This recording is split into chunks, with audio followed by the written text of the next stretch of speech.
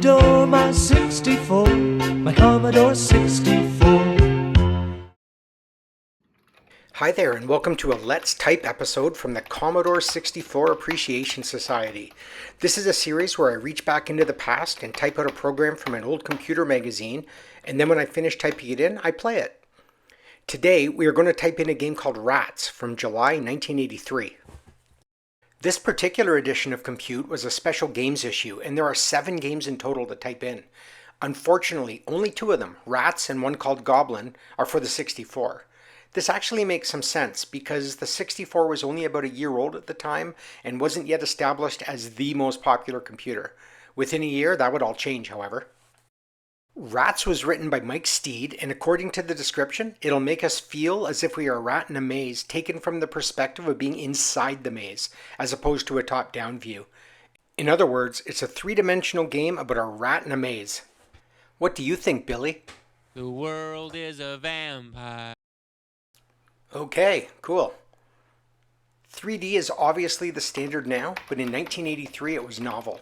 So this should be fun. Let's get typing and see what we get. Looking at the code, this is a pretty big program, and a significant portion of it is written in machine language. This means that it will run nice and fast, but it also means typing in rows and rows and rows and rows of data statements. That's okay though, I'll take my time and proofread carefully. Another interesting thing about the code is that the main program was initially written on a Series 4000 Commodore PET computer, and the code is almost identical for the 64.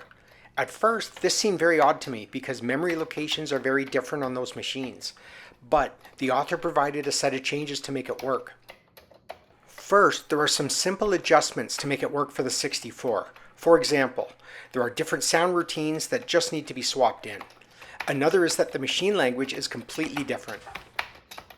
The most interesting addition, though, is a loader program. The loader actually moves the screen memory in BASIC to different memory locations, allowing it to emulate the PET with the same peek and poke commands. I don't think I've ever seen this particular technique before, but it is a very clever way of making them compatible. Okay, we're making good progress here. Let's skip ahead for the end results.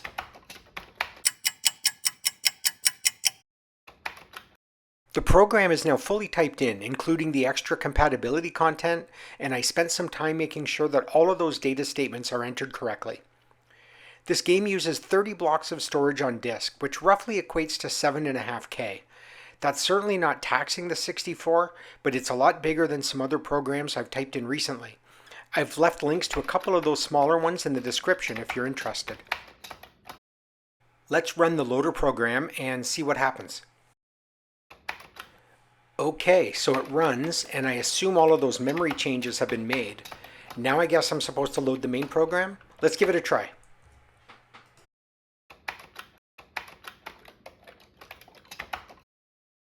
Huh, that doesn't seem right. It's interesting that the list command doesn't work either. I feel like moving BASIC to another memory location is interfering with these commands somehow. I'm going to search future issues of Compute for any corrections.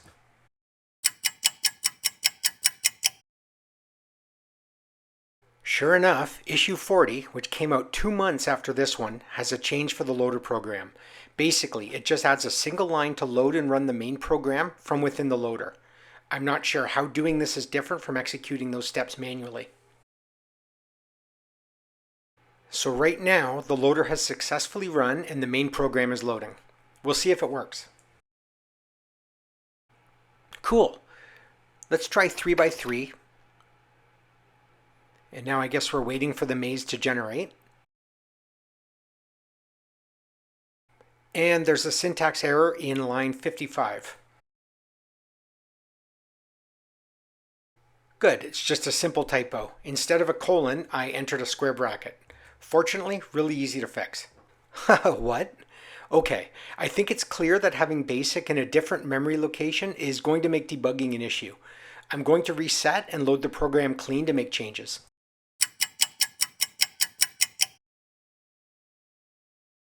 I've made the fix and have rerun the loader. Here we are. Let's do 3x3 again.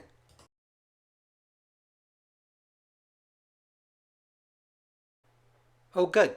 This is better. All right, we'll press a key to continue. And look at that, it's a maze. Cool. Pressing L turns us right, and moving forward broke it. I'm going to go and do one more debugging pass.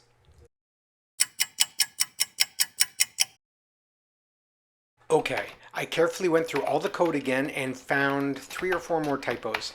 A couple were on poke statements, which would have caused some interesting problems, I'm sure. But I think we're ready to go now. You can see that I also added a simple bit of text on the loader screen. I think it's just a bit friendlier than a plain gray background. Let's set the maze to 8 by 8.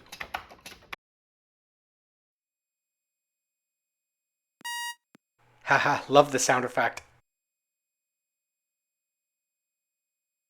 And here we go. Pressing M will give us an overhead view of the maze. Oh, that's nice. I have a pretty good idea of how to get out now.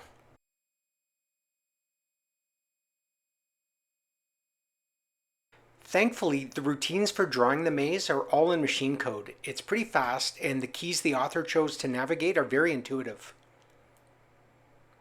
It's actually giving me significant Ultima vibes, and I'm half expecting to see an orc jump out at me.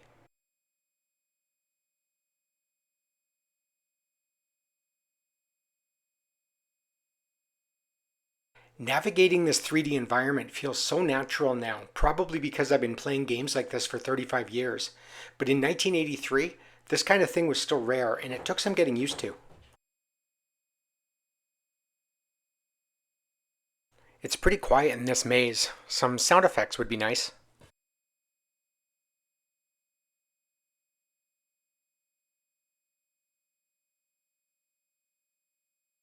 I think I know where I am, but just want to do a quick check using the overhead view.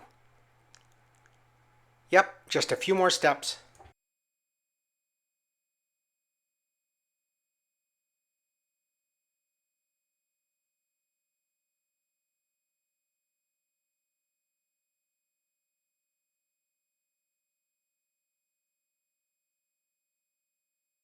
And there's the exit. I'm out. Oh, that's really cool. I love how it does that. So that's Rats. It's very cool, especially for the time, but I don't know that I'd call it a game. There's no scoring, a timer, or anything else to make it game-like. It's more like a great little tech demo. I could see someone taking this code as a kernel for a dungeon crawler. And that's one of the best things about having the code in these magazines. It's definitely a fun little activity, but more than that, it taught people how to code, and we would take the best bits and pieces for use in our own games. Thanks for watching, and I hope you enjoyed the video. If you did, please consider leaving a like or subscribing. And if you have any experience with Rats or typing in your own programs, I'd love to hear about them in the comments. Hope to see you again.